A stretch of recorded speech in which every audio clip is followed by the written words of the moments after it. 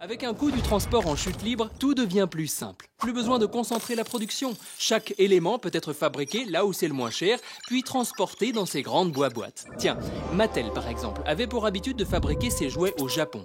En 1997, le plan global de production change tout cela. 10 ans plus tard, l'entreprise fait tourner 13 usines en Chine, Thaïlande, Malaisie, Indonésie, Mexique, auxquelles s'ajoutent plus d'une trentaine de sous-traitants. Rien qu'en Chine, Mattel emploie 60 à 80 000 personnes.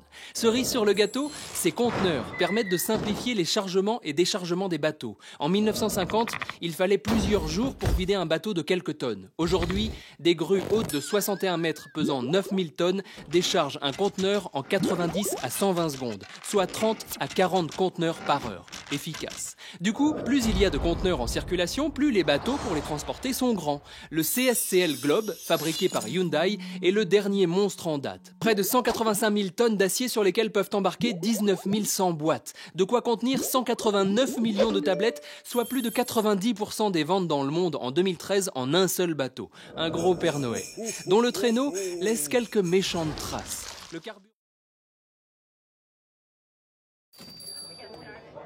Excusez-moi. Ouais. C'est votre voiture, là? Ouais. La Jaguar? Ouais. Et vous gagnez combien? J'en sais rien, 72 000 $ le mois dernier.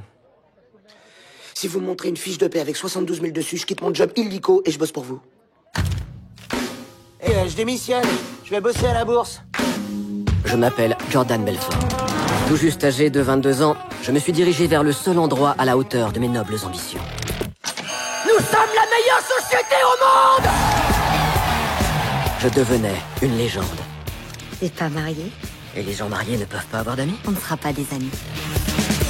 Je me faisais tellement de fric que je savais plus quoi en faire. 26 000 $ pour un dîner. On n'est plus pauvre, papa. Dis-lui ce qu'on a commandé comme C'est extra. quoi ces extras? Ça guérit le cancer? Oui, ça guérit le cancer, c'est ça le problème. Et du coup, c'est pour ça que c'est si cher. 22 millions en 3 heures.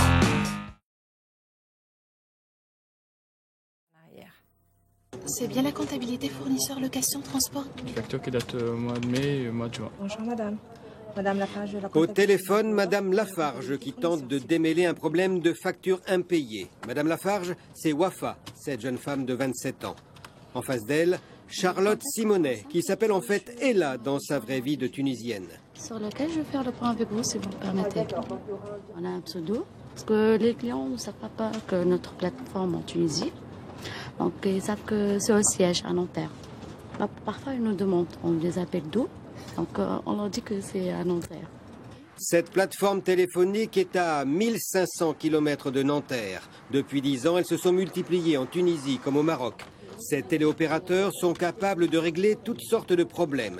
Dépanner une ligne Internet, faire des sondages, démarcher des clients pour leur vendre des fenêtres, et tout ça dans un français impeccable. C'est naturel, puisque c'est la deuxième langue en Tunisie. Nous avons l'arabe. Après, nous faisons le français depuis l'âge de 7 ans. 15 000 jeunes travaillent dans les centres d'appel en Tunisie. Leur salaire, autour de 300 € par mois au niveau d'un instituteur débutant. Pour les entreprises françaises qui font sous-traiter leurs relations clientèle, la prestation leur revient à 12 € de l'heure, en moyenne, contre 22 € en France. Plus l'économie progresse, partout dans le monde, plus le tourisme explose. En 1950, 25 millions de personnes dans le monde partaient en vacances.